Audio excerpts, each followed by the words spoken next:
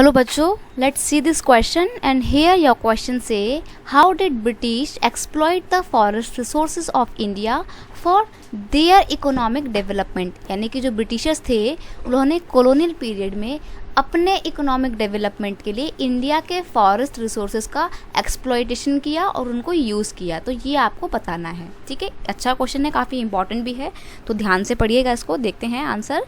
The British needed timber to supply their royal navy and thus they sent search parties to exploit Indian forest resources. अब जो British थे उनके Europe में सबसे supreme naval power थी। अब जो ब्रिटेन की नेवल पावर थी उसको सपोर्ट करने के लिए उन्हें क्या चाहिए था, उन्हें बड़े बड़े जहाज़ चाहिए थे। और वो जो बड़े बड़े जहाज़ थे वो कैसे आते हैं, टिम्बर से आते हैं।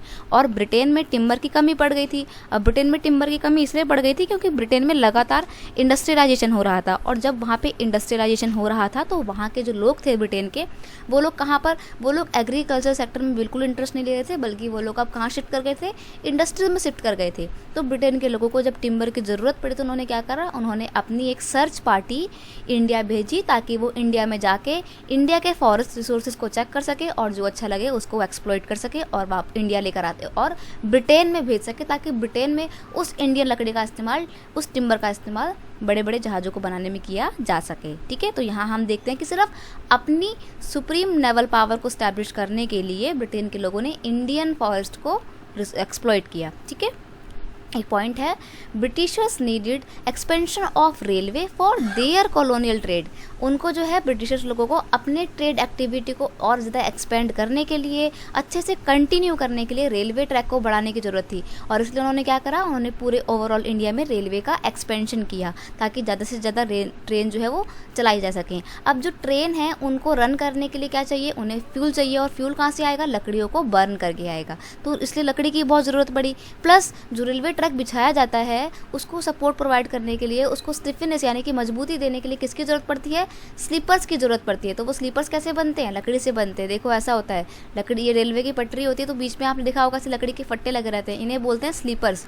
और ये स्लीपर्स लगे होने बहुत ज़रूरी हैं क्योंकि स्लीपर्स क्या करते हैं, यहाँ से बीच बीच में से रेल की जो पटरी है उसको बांधे रखते हैं, मजबूती प्रोवाइड करते हैं, ठीक है। तो स्लीपर्स का होना बहुत ज़रूरी है। और स्लीपर्स कैसे बनेंगे, लकड़ी से बनेंगे। तो ब्रिटेन के लोगों ने ज़्यादा से ज़्यादा रेलवे ट्रैक को बिछाने के लिए ज़्यादा से ज़्यादा लकड़ियों को काटा ताकि फ्यूल मिल सके और स्लीपर्स मिल सके, ठीक है। तो सिर्फ अपनी ट्रेड एक्टिविटी को कंटिन्यू करने के लिए उन्होंने इंडिया में रेलवे इंट्रोड्यूस की।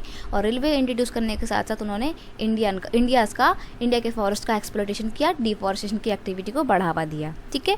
एक और पॉइंट है, large forest areas were clear to make a way for tea, coffee and rubber plantation to meet growing European demand। अब जो यूरोप में लगातार टी की, कॉफ़ी की और रबड़ की डिमांड बढ़ती जा रही थी, उसको फुलफ़िल करने के लिए ब्रिटेन के लोगों ने क्या किया, इंडिया में आके यहाँ के फॉरेस्ट एरिया को क्लीन किया ताकि यहाँ पर क्लीन फॉरेस्ट वाले एरिया में टी, कॉफ़ी और रबड़ की प्लांटेशन इस्टेब्लिश की जा सके, प्लांटेशन लगाई जा सके और यूरोप की बढ़ती हुई डिमांड को पूरा किया जा सके, ठीक है। पॉइंट नंबर 4 है, the colonial government consider forest as unproductive so they convert forest into the cultivation land so that they can generate more and more revenue. Britain की जो गवर्नमेंट थी, कॉलोनियल गवर्नमेंट, उसका ऐसा मानना था कि इंडिया में जो फॉरेस्ट हैं ये किसी काम के तो है नहीं, ये फॉरेस्ट को अनप्रोडक्टिव मानती थी, यूजलेस मानती थी। इसलिए ब्रिटेन गवर्नमेंट ने क्या करा, इंडिया के फॉरेस्ट एरिया को कटवा दिया, क्लीन करवा दिया और वहाँ पे कल्टीवेशन लैंड जो है बना दिए। फॉरेस्ट को कल्टीवेशन लैंड में कन्वर्ट कर दिया ताकि लोगों को ज़्यादा से ज़्यादा कल्टीवेशन लैंड प्रोवाइड किया जा सके, एग्रीकल्चर प्रोडक्शन ज़्यादा हो सके और जो कल्टीवेशन लैंड है वहाँ से ज़्यादा रेवेन्यू जो है वो एक्सट्रैक्ट किया जा सके, जनरेट किया जा सके। तो यहाँ पर हम देखते हैं कि सिर्फ अपने प्रॉफिट को मैक्सिमाइज करने के लिए ब्रिटिश गवर्नमेंट ने कैसे इंडिया के फॉरेस्ट रिसोर्सेज का लगातार एक्सप्लोटेशन किया, ठीक है। आई होप आप ये सारे पॉइंट अच्छे से समझ गए होंगे। पेपर में बहुत रिपीटेड क्वेश्चन है, काफ़ी इंपॉर्टेंट है, तो उसको ज़रूर ध्यान देना।